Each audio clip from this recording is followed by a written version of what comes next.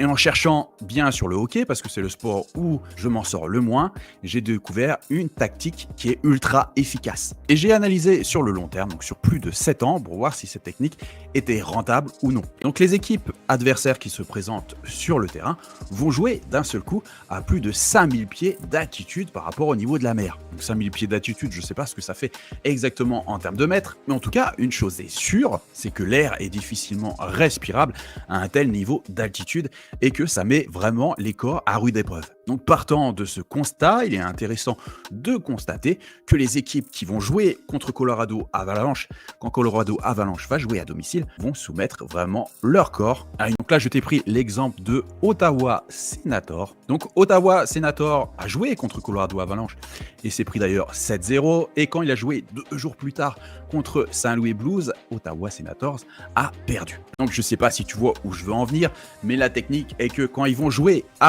chez Colorado Avalanche, on va attendre les matchs qui vont se dérouler 2 jours plus tard pour miser contre eux. Peut-être que le jour J, ils vont pas ressentir les effets totalement sur leur corps, mais en tout cas, 2 jours plus tard, ils vont savoir que leur corps